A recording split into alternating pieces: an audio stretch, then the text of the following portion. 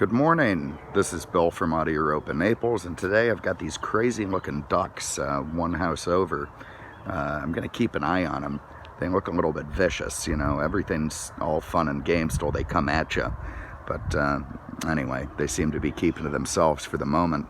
I do have this 2014 Mercedes-Benz SLK250 Roadster. This is a very, very attractive car. I believe this design came out in 2012, sort of really brought the SLK into the top tier of the Mercedes lineup.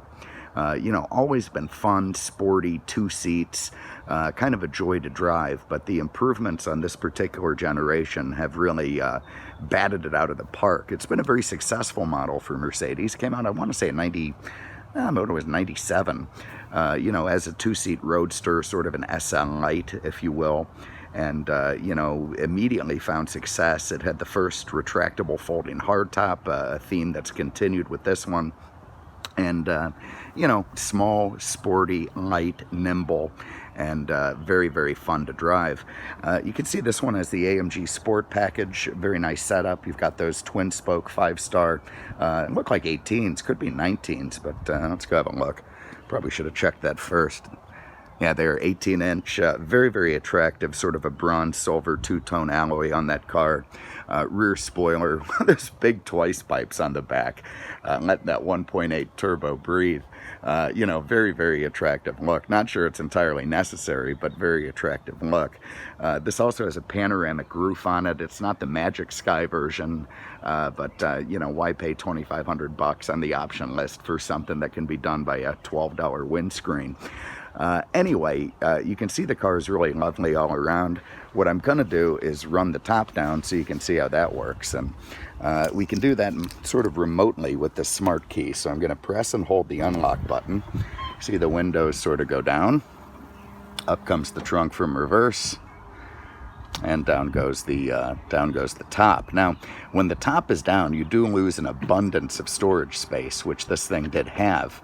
At this stage right now, it's going to have just a little slit where you can get through to the underneath, and let me show you that.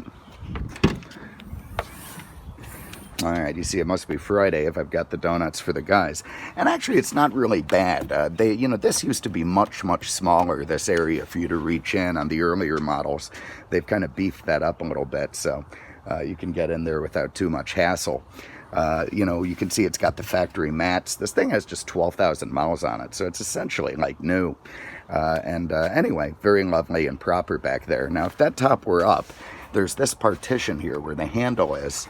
I could slide that whole thing forward and get this whole area to put cargo in. So with the top in the upright position, it becomes a pretty useful cargo hauler.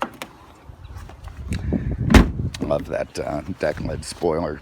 I don't like how when you run the top remotely, the windows stay in the up position. I think that looks a bit silly. I mean, if you want the top down, chances are pretty good you want the windows down. So we'll get in and do that and put them down and go from there. All right, let's have a look under the hood. So this is all part of Mercedes-Benz sort of new generation of direct injection motors. They're smaller, they're more fuel efficient, and interestingly more powerful. So technology is helping us out here.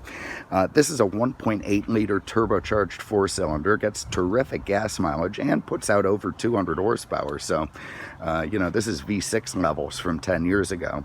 You can see everything like new under here, absolutely mint.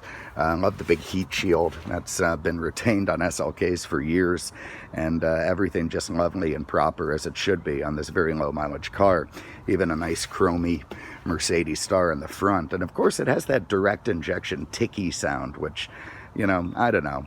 I kind of a love it or hate it thing. I don't know if anyone loves it, but sometimes it bothers me a little bit. It is nicely insulated in here, so you don't really get that much of it. But what you get from direct injection is kind of worth the ticky. All right, let's have a look inside. I like these chrome. Beautiful, little, subtle styling everywhere, you know. This is part of an appearance package on the car. It's very well equipped. You know, the chrome door handle tops there, the little chrome swoops, the chrome LED lights at the bottom of the grille, lovely big hood star at the front guiding the way, sort of angry angular headlights, and Yeah, it's just a good looking car. Looks a lot like the SL, only smaller. The pickle forks in the rearview mirrors. I like these brushed nickel roll bars, if you will, little mesh in the middle to keep wind noise down. Also a removable mesh windscreen there. Just looks all very nice and sort of proper. All right, inside, you can see we've got the illuminated door sills, kind of a nice feature. We've got dual power memory seats, which is lovely. Beautiful rich leather here with contrasting stitching, absolutely gorgeous. This has the air cap and heat scarf, so when it's a little chilly out, right it is right now actually for here in the 50s, this will emanate heat out onto the back of your neck. That works very nicely with the heated seats and makes it comfortable to drive even with the top down. You know, being part of a good option package, this has the wood trim, which is lovely. Beautiful stitched leather look door panels there, the black and the beige contrasting nicely. You've got Harman Kardon sound, lovely styled nickel door pulls, great little map pocket here. And just very, very attractive. I do like those illuminated sills, kind of lights up the Mercedes-Benz for the world to see. Now this thing does have keyless go, although it's mysteriously missing the start button. You can just pop that thing out, and you know, I got 3 of them in my desk, so I just put one in. Just didn't notice it yesterday till I was leaving. But to close this thing, lock it, you just tap that little indentation in the mirror. You can see the settings are set to fold the mirrors. To open it, you put your hand on it and pull. The mirrors will come back out, and normally would be a push button start. So anyway, let's hop in. Told us not to forget our key. Fire it up. Let's see what we got. So there's a beautifully laid out instrument cluster. You can see 160 mile an hour speedo. You see just 12,000 miles on the clock. Very nice low miles on this thing. A fantastic, lovely, you know, sporty steering wheel with the flat bottom and the bumpities here and the flippity flips to, you know, bang your way through the gears. It's got voice command, so if I press this, I can change a radio station. When we're on nav, so it's going to do the nav thing. What is that? Let's say the Virgin Mary there, for God's sake. What is that? God, the infotainment has gotten so strange. Anyway, we're going to skip that, and yeah, let's see if I can do the voice command here. Maybe this is just for the nav, the Bluetooth. 40 Goodlet Road North. Always wanting to wait. She's asking me to wait. It's so common. Well, it's thinking about it. While it's thinking about that, let's get back to this. So you can see everything absolutely lovely here. Beautiful brushed nickel on the steering wheel, 3-spoke design, absolutely gorgeous. This is a power tilt and telescoping wheel. Very, very nice stuff. You got your cruise down there, your wipers, they're automatic wipers. You got your headlights on auto. You got these fantastic vents here. I absolutely love these things. Vents are getting better and better because I find myself complimenting them on more and more cars. Very easy to steer. I kind of remind me of the vents in a 747 when I was a kid. So just lovely stuff. Let's get back over to the radio. Up here you've got a self-dimming mirror. You've got your M-brace with the home, where's the home link? Down here. This is sort of Mercedes version of OnStar. I've got my lights off, the door lights, to make it easier to photograph.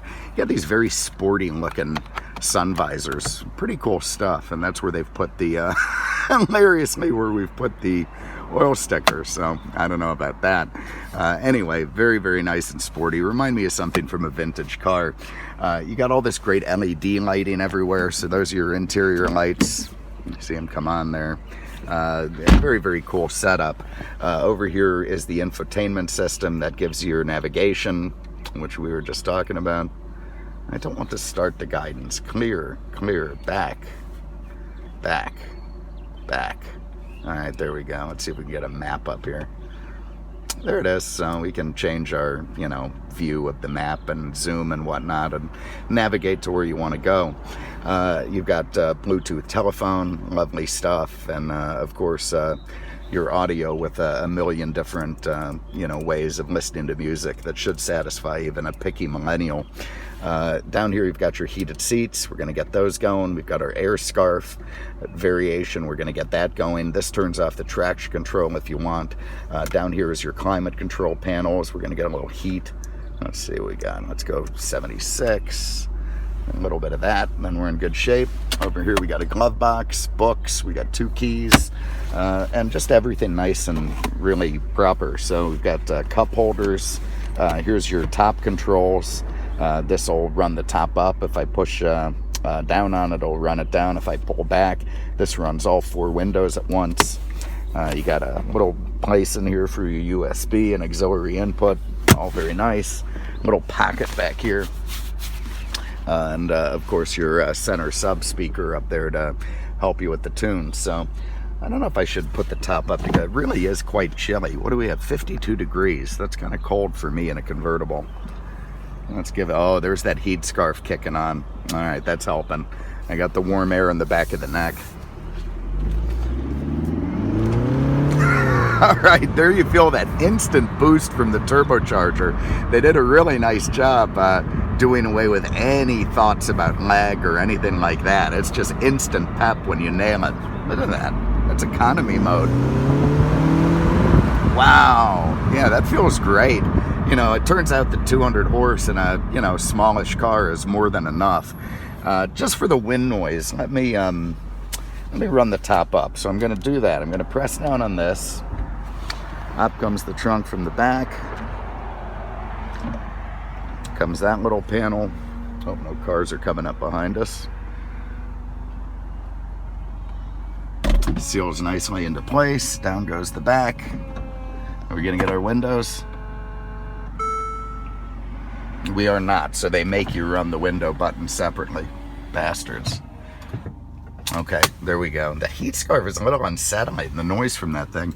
Here you see that very nice pano roof, nicely darkly tinted so the sun won't bother you, and you know, nice option on the car. All right, so let's put it in sport setting here. Where we go? So I'll tell you what, let's do manual just for fun. All right, we're gonna kick it down. There's first gear. Even in manual, it kind of shifts for you, so. Or doesn't exactly react. All right, that is a nice sporty feel from this car. Really gets up and moves, so very, very nice and proper. Let me get back into economy. Now we're just going to be good, proper citizens on our way to work, paying attention to all the traffic laws and being nice guys. Anyway, there it is, 2014 Mercedes-Benz SLK250 Roadster. It's got a folding hardtop. It's got 12,000 miles. It's immaculate. Very, very good options in it. Fantastic color combination. There's just a lot to like about this little car. So if you have an interest, give us a call. God, that's a throaty sound out of this thing. Really interesting that it's sport. Yeah, maybe I wonder if they're piping that through the radio. Anyway, 239-649-7300 on the web at mercedesexpert.com.